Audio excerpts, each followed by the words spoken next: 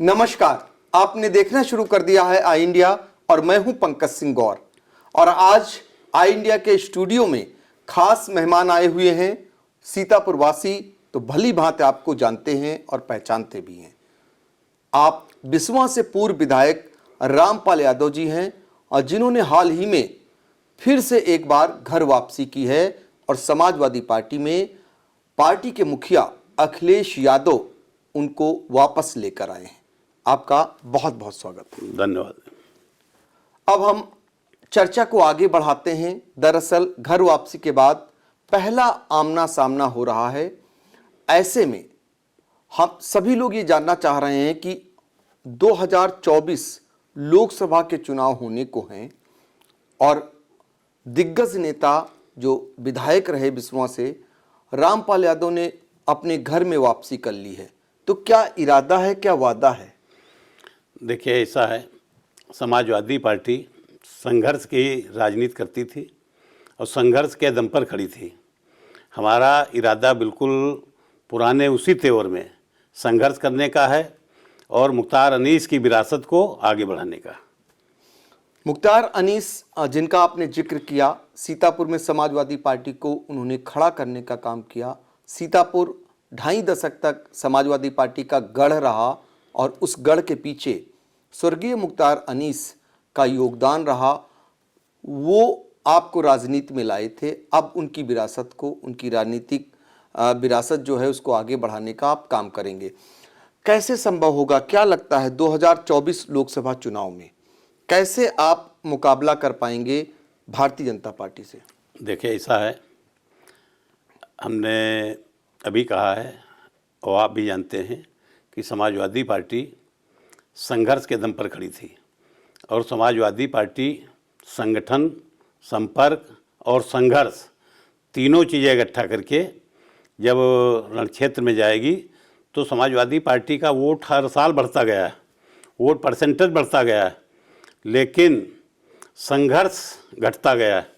उस संघर्ष को बढ़ा करके हम लोग भारतीय जनता पार्टी का मुकाबला करेंगे हर मुद्दे को। आज सबसे बड़ा मुद्दा है किसान। भारतीय जनता पार्टी जात, धर्म, मजहब की राजनीति करती है। समाजवादी पार्टी किसानों की, नौजवानों की, बेरोजगारों के लिए रोड पर संघर्ष करेगी और उन्हीं के सहयोग से हम लोग 2024 में सफलता पाएंगे। तो ये माना जाए बीच में अगर समाजवादी पार्टी कामयाब नहीं हुई है तो पार्टी के अंदर संघर्ष की कमी आई। जो पार्टी के अगुवाकार थे उन्होंने उतना संघर्ष नहीं किया। हाँ, ये सही बात है कि जिनके हाथ में यहाँ स्थानीय स्तर पर बागडोर थी वो लोग संघर्ष से दूर रहे और जो संघर्ष से दूर रहे उनको मौका नहीं मिला। इसलिए पार्टी की आज ये स्थिति हुई, वरना जनता का समर्थन समाजवादी पार्टी के पास था, है और आगे भी रहेगा। लेकिन उस समर्थन को संघर्ष में बदलने का काम हम सबके सहयोग से करने का प्रयास करेंगे। तो देखिए, एक बार फिर से समाजवादी पार्टी में पुराने दिन लौटने वाले हैं। संघर्षों के लिए रामपाल यादव जाने जाते थे। संघर्ष आपका इस कदर रहा कि पार्टी के अंदर भी संघर्ष हो गया था और जिसके चलते समाजवादी पार्टी से आप बाहर हुए और कई दलों में आप गए। इस बीच जब आप पार्टी से बाहर हुए, कई दलों में गए, कई दलों का अनुभव रहा, आप दूसरे दलों से भी चुनाव लड़े, तो क्या अनुभव महसूस किया? समाजवादी पार्टी के जब इतर गए तो आपको कैसा लगा, वहाँ का खट्टा मीठा? देखिए, ऐसा है, कई दलों से चुनाव तो नहीं लड़े। चुनाव केवल जो समाजवादी पार्टी से अलग हुए लोकदल, तो लोकदल से ही लड़े। कई दलों में गए, जहाँ भी गए वहाँ हमको धोखा ही मिला। बसपा में गए, वहाँ पर अंतिम समय में हमारा टिकट काट दिया गया। भाजपा में गए, वहाँ अंतिम समय पर टिकट काट दिया गया। कांग्रेस में जिनके साथ गए वही साथ छोड़ करके चले गए।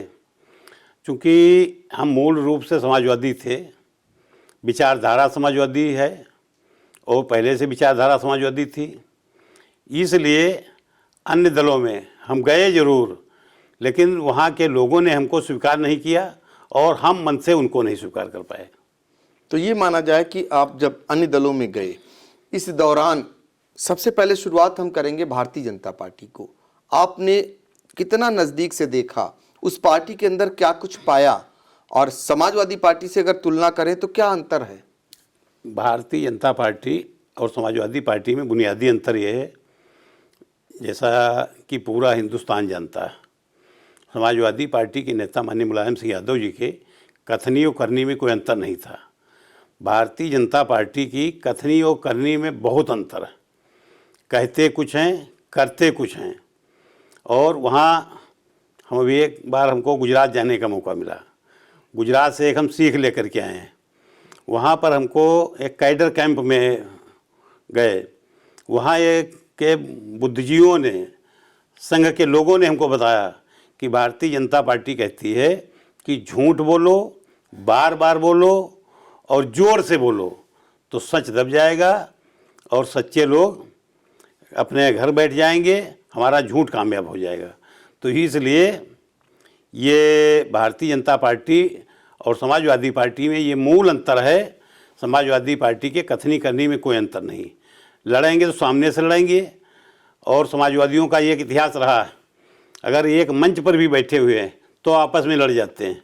लेकिन भारतीय जनता पार्टी में पीछे से काटने का काम चलता है। आगे से तारीफ होती है और पीछे से काट देते हैं, पता नहीं चलता है कहाँ काट दी। आप तो भाजपा में रहे होंगे जी। तो वहां पर जब आप गए थे तो आपसे कुछ आश्वासन आपको दिया गया होगा, कुछ बातें कही गई होंगी, उस पर कितना अमल हुआ? पूरा आश्वासन दिया गया था, पूरी तरह से। किस बात हमको का? प्रदेश अध्यक्ष जी से और संगठन मंत्री जी से मिलाया गया था और कहा गया था कि अगला हम विधानसभा का चुनाव आपको लड़ाएंगे।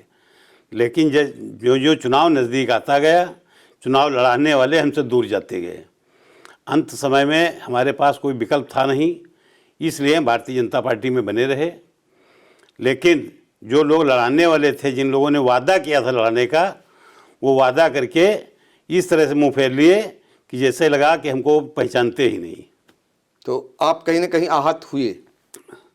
अब उसकी पीड़ा तो हम क्या कहें कि जब आदमी ठगा जाता है और अपने आप खुद जा कर के ठगा जाए तो जो पीड़ा होती वही पीड़ा हमको हुई। तो खुद ठग गए भारतीय जनता पार्टी में, ये कहना है रामपाल यादव जी का।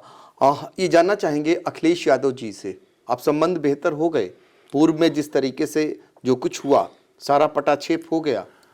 फिलहाल अखिलेश यादव जी की भी हमारी जो वार्ता हुई है, जो हमारी भेंट हुई है, मुलाकात हुई है, उन्होंने खुले मन से हमको आमंत्रित किया है और खुले मन से हमारा स्वागत किया है और हम पूरे खुले मन से उनके साथ में हैं। आप चूँकि ज़िले के वरिष्ठ पत्रकार हैं, बहुत पुराने साथी भी हैं, आप जानते हैं हमारी भी कथनी करनी में कोई अंतर नहीं। हम भी कथनी के लिए किस स्तर तक चले गए वो आपने देखा। हमने अपनी बात रखने के लिए अपना सब कुछ बर्बाद कर लिया, लेकिन बात अपनी कायम रखी। वो जो हमारा पुराना स्टैंड था वो आज भी कायम है। हमने अखिलेश यादव जी से वादा किया है, हम उनके साथ हैं और पूरी ताकत से उनके साथ रहेंगे। तो देखिए, अखिलेश यादव जी से आपकी सारी बात हो चुकी और अब कथनी करनी भी आपकी देख ली सबने। अब आपका ये है कि आप अखिलेश यादव के साथ हैं और अब उनके साथ रहेंगे। एक चीज़ और जानना चाहेंगे आपको, सीतापुर में जब आपकी सरकार थी तो लोग मिनी शिवपाल कहते थे, आप इतने पावरफुल थे। शिवपाल जी जब अब समाजवादी पार्टी में फिर से एक बार पावरफुल होते जा रहे हैं, इसका कितना बल मिलेगा पार्टी को? देखिए, ये हम नहीं, पूरा उत्तर प्रदेश कह रहा है। शिवपाल जी के आने से समाजवादी पार्टी को काफ़ी बल मिला और इस बात को माननीय राष्ट्रीय अध्यक्ष श्री अखिलेश यादव जी ने भी स्वीकार किया है कि शिवपाल जी ज़मीन से जुड़े हुए नेता हैं और संघर्षों में पले हैं, संघर्षों में बढ़े हैं। इसलिए अभी हम लोग होली मिलन कार्यक्रम में थे, वहाँ पर सारे लोगों ने एक सुर में ये कहा कि अब शिवपाल जी पार्टी में आए हैं तो पार्टी को निश्चित ही मजबूती मिलेगी। वो चूँकि ज़मीन से जुड़े हुए हैं, सबकी बात सुनते हैं, सबसे मिलते हैं, इसलिए पूरी ताकत समाजवादी पार्टी को मिलेगी। बिल्कुल।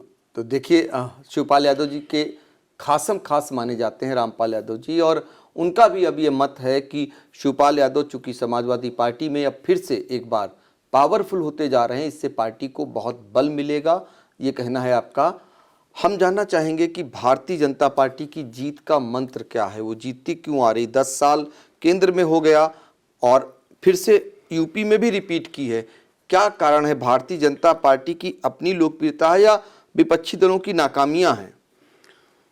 देखिए, भारतीय जनता पार्टी की इतनी लोकप्रियता नहीं है जितनी विपक्षी दलों की नाकामियाँ। पहला नंबर एक तो बसपा बिल्कुल ख़त्म हो गई।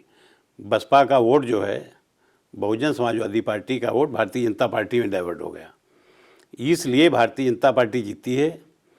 साम दाम दंड भेद सारे हथकंडे अपना करके भारतीय जनता पार्टी जीती है।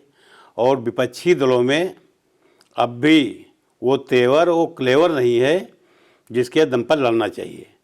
इसलिए केवल एकमात्र विकल्प समाजवादी पार्टी है और जनता भी समाजवादी पार्टी की तरफ से आशा भरी नज़रों से देख रही है।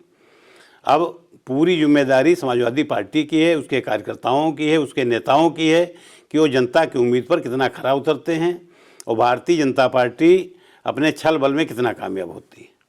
अच्छा, एक चीज़ बताइए, सभी लोग कहते हैं कि सत्ता है दोनों जगह और रामपाल यादव जी को डर नहीं लगता फिर से समाजवादी पार्टी में आ गए हैं, और आप बोलते भी हैं और करते भी हैं, और जिस तरीके की कार्रवाइयाँ हो रही ऊपर से लेकर नीचे तक, कभी मन में आता होगा, डर आता है कि नहीं, डर लगता है? नहीं, हमको कभी डर नहीं लगा है।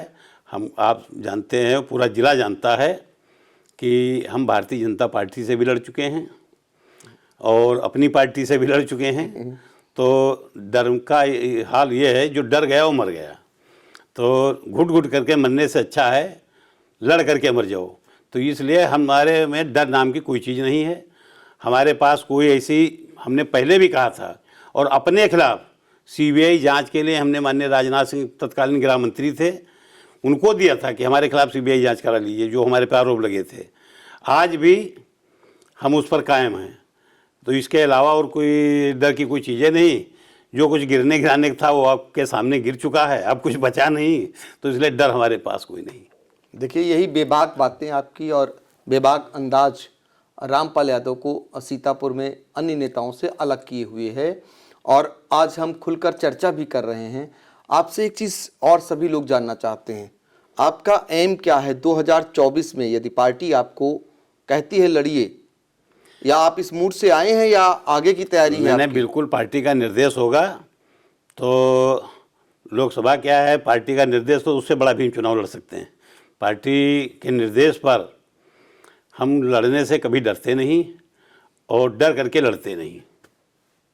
देखिए, फिर वही अंदाज सभी जानते हैं कि अपना आपका अंदाज होता है, जो अपनी पार्टी से खुद टकरा कर बहुत सारा नुकसान उठाए, सभी ने देखा, और उसके बाद भी झुके नहीं, रुके नहीं। जब सरकार नहीं रही और दोनों की स्थितियां एक समान होती चली गईं, तो दोनों एक मंच पर फिर से आ गए और फिर से घर वापसी कर अब फिर से ताल ठोक रहे हैं और उसी पार्टी को फिर से मजबूत करने के इरादे से काम करना शुरू कर दिए हैं। अपने शुभचिंतकों के लिए, अपने कार्यकर्ताओं के लिए अब पार्टी में एक रौनक जैसी देखने को मिल रही है, उनके लिए क्या कहना चाहेंगे? देखिए, पार्टी का जितना समाजवादी पार्टी का जुझारू कार्यकर्ता है वो सब हमारे साथ है और पूरी तरह से हमको समर्थन कर रहा है। उनके हम आभारी हैं। वो विपरीत परिस्थितियों में भी हमारे साथ रहे, भले दल से नहीं थे लेकिन दिल से थे। लेकिन आज दल और दिल दोनों एक मिल गए हैं, तो इसलिए हमको उनसे ही ताकत मिलेगी और असली ताकत हमारे कार्यकर्ता ही होंगे। और वही जब रोड पर निकलेंगे तो हमारे लोगों के सामने अभी बहुत सारे मुद्दे हैं। आपने भी कई बार कई चैनलों पे दिखाया है, एक गोबरैया पुल है जहाँ पर 5 नेता हैं, 3 पुल हैं। एक तो हमारे क्षेत्रीय सांसद जी और लोक निर्माण मंत्री का भी क्षेत्र है और माननीय मंत्री कारागार का भी क्षेत्र है, उपाध्यक्ष राष्ट्रीय रेखा वर्मा जी का भी क्षेत्र है। वो पुलिया जहाँ पड़ती है, तीनों मतलब डबल इंजन की सरकार है, वो एक छोटी सी पुलिया नहीं बन पाती। आपके विधायक का भी क्षेत्र, हमारे विधायक का भी क्षेत्र है। तो इस तरह से 5 नेता 3 पुलिया और छोटी छोटी, ये एक बड़ा मुद्दा है। वहाँ पर आप सब निकले हैं, बहुत सारे लोगों ने पदयात्रा भी किया है, उसको आपने कवरेज भी दिया है। दूसरा एक मुद्दा हमारे यहाँ तंबोर में पीएससी मुख्तार अनीस साहब ने 77 में बनवाई थी। वो उस समय जनपद की सबसे अच्छी पीएससी थी। आज वहाँ केवल रिफ़र सेंटर होकर के रह गया है। वहाँ अगर कोई मलहम पट्टी भी कराने जाता है तो वहाँ के डॉक्टर सिर्फ रिफ़र करते हैं। 2 एम्बुलेंस खड़ी होती हैं। हम अभी पिछली बार होली में वहाँ थे। होली में हमारे घर के बगल में एक एक्सीडेंट हो गया, उनको हम लेकर के गए तो केवल हाथ पाँव में खरोंच थी, तो 2 एम्बुलेंस लेकर के उनको सीतापुर आई। तो इस तरह से वो एक हमारे माननीय सांसद जी का गोद लिया हुआ हॉस्पिटल है और उसकी ये स्थिति है कि वहाँ पर ना अस्पताल डॉक्टर हैं, ना दवाई है। मरहम पट्टी के लिए भी सीतापुर रेफर करते हैं। ये एक बड़ी समस्या है। तीसरी एक समस्या बिसवा में है। किसी महीने में आप अगर कभी बहुत जल्दी में होंगे तो किसी रोड से क्रॉस नहीं कर सकते हैं बिना जाम हुए। वहाँ 2 रेलवे के पुल, रेलवे फाटक हैं, वो कम से कम दिन में 24 घंटे में 8 घंटे बंद रहते हैं। ये एक बड़ी समस्या है। इन सब समस्याओं को लेकर के हम डबल इंजन की सरकार से आपके माध्यम से मांग करते हैं कि इन समस्याओं का तत्काल निदान कराया जाए और सीतापुर की जनता को और सभी लोगों को राहत दी जाए। देखिए, तो बहुत सारी ऐसी समस्याएं जो आप क्षेत्र के चूंकि पूर्व जनप्रतिनिधि रहे हैं उनको भी आपने सामने रखा और उनको दूर करने की सरकार से ही मांग कर रहे हैं। ये जानना चाहेंगे कि चुनाव क्या लग रहा है कि जो समाजवादी पार्टी का सीतापुर गढ़ होता था 2.5 दशक तक रहा, फिर हम उसी पर आ रहे हैं। कहीं ना कहीं आपको लगता था कि ये दुर्दिन होंगे समाजवादी पार्टी के, ये नौबत आएगी? बिल्कुल ऐसी स्थिति नहीं थी, ना ऐसी स्थिति रहेगी। जनता का प्यार और स्नेह मिला तो पुनः वही दिन जो सन 2012 में थे, 2002-3 में रहे। ये हार जीत तो प्रजातंत्र में लगी रहती, लेकिन ये स्थिति नहीं थी कि पिछली बार मात्र एक विधायक थे महमूदाबाद से, इस बार एकमात्र विधायक हैं लहरपुर से। हमेशा सीतापुर समाजवादियों का गढ़ रहा है और जनता का प्यार और स्नेह मिला तो ये पुनः समाजवादी पार्टी का गढ़ बनेगा। तो देखिए, ये हुंकार है और ये वादा है रामपाल यादव जी का कि फिर से एक बार समाजवादी पार्टी का सीतापुर गढ़ बनेगा। चूँकि 2.5 दशक तक सीतापुर गढ़ रहा है और जनता से आप सहयोग मांग रहे हैं। चूँकि जनता के बल से ही जनप्रतिनिधि चुनकर आते हैं, ऐसे में आपका वादा भी है और इरादा भी है। बसपा में भी कुछ दिन के लिए आप गए थे। अब बसपा की स्थिति क्या लगती है? पिछली बार आप खुद कह रहे हैं कि बसपा का वोट भाजपा में ट्रांसफर हो गया था, कुछ वोट वापस हुआ है बसपा में या फिर वही स्थिति बनती जा रही? अभी देखिए, बसपा बिल्कुल साइलेंट मोड पर है, तो बसपा में कोई वापसी की संभावना हमको दिखाई नहीं पड़ रही है। लेकिन हम लोग ये कोशिश करेंगे कि बसपा और समाजवादी पार्टी की विचारधारा एक, दोनों की विचारधारा डॉक्टर भीमराव अम्बेडकर के प्रति, डॉक्टर राम मनोहर लोहिया की विचारधारा से मेल खाती हुई विचारधारा है। तो हम लोग एक साथ जुड़ करके सारी विचारधाराओं को एकत्र करेंगे तो बसपा का वोट जो भाजपा में गया है उसको हम लोग चाहेंगे कि समाजवादी पार्टी में आए और वही वोट जब समाजवादी पार्टी में आएगा तब समाजवादी पार्टी भारतीय जनता पार्टी पर भारी पड़ेगी। तो देखिए, ये आपका जो एक सुझाव है, आगे की जो कार्य योजना है वो भी आपने बता दी कि कैसे वो वोट बैंक जो बसपा का भाजपा में शिफ्ट हुआ है उसको कैसे लाएंगे, इसको भी आपने स्पष्ट तौर पे बताया। क्या तैयारियां शुरू हो गई हैं लोकसभा चुनाव की? अभी तो निकाय चुनाव होना है जिसे सेमीफाइनल के रूप में माना जा रहा है। निकाय चुनाव में समाजवादी पार्टी का मुकाबला भारतीय जनता पार्टी से पिछली बार भी जबरदस्त हुआ था, इस बार क्या स्थिति रहने वाली? बिल्कुल, इस बार भी निकाय चुनाव में भारतीय जनता पार्टी से समाजवादी पार्टी आगे रहेगी, पूरे प्रदेश में आगे रहेगी और हर तरह से आगे रहेगी। निकाय चुनाव में समाजवादी पार्टी का ही बोलबाला होगा। अब जहाँ तक बात 2024 की है तो ये सेमीफाइनल निकाय चुनाव तो होगा, लेकिन यहाँ शहर और देहात में अंतर है। देहात की समस्याएं अलग हैं, शहर की समस्याएं अलग हैं। तो जब शहर हम जीतेंगे तो देहात जीतने में कोई बड़ी दिक्कत नहीं आएगी। रामपाल यादव के स्वभाव में कोई बदलाव आया है जो एक सत्ता के दौरान हुआ करता था, कुछ खामियां, कुछ गलतियां आपकी महसूस की होगी आपने। हर इंसान से गलती हो जाती है। कुछ गलतियां आपको लगी कि उस दौरान आपसे हो गई थी, अब स्वभाव में परिवर्तन लाएंगे आप? अब ये तो वक्त परिवर्तन ला देता है और वक्त ही सबसे बड़ी ताकत है। वक्त के हिसाब से अपने आप को ढालना पड़ेगा, उसमें हम ढालने की कोशिश करेंगे। कुछ गलतियां हुई थी, लगता था। हाँ, जरूर कुछ गलतियां तो रही होंगी। यही देखिए, ये बेबाक जो है अंदाज आपका, और उस चीज़ को स्वीकार भी करते हैं और इसीलिए जाने और पहचाने जाते हैं। मुंह पर ही कह देते हैं जो कुछ किसी से भी कहना हो, क्यों ना अपनी पार्टी के मुखिया से ही कहना हो, उसमें भी कहने में नहीं चूकते थे। कहीं ना कहीं उसका भी खामियाजा भुगता, लेकिन अब फिर एक बार उसी पार्टी के लिए, जिस पार्टी से विधायक चुने गए, जिस पार्टी से राजनीति की शुरुआत की, उसी पार्टी को आगे बढ़ाने की दिशा में फिर से लग गए हैं पूर्व विधायक रामपाल यादव जी। आगे देखना होगा वो कितना मकसद में कामयाब होते हैं, चूंकि वो सीतापुर को फिर से एक बार समाजवादी पार्टी का गढ़ बनाने के लिए लग गए हैं। कामयाबी कितनी मिलती है ये समय बताएगा। आपने हमसे बातचीत की, आपका बहुत बहुत धन्यवाद।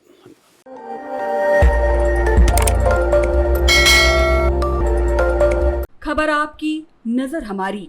देखते रहिए आई इंडिया।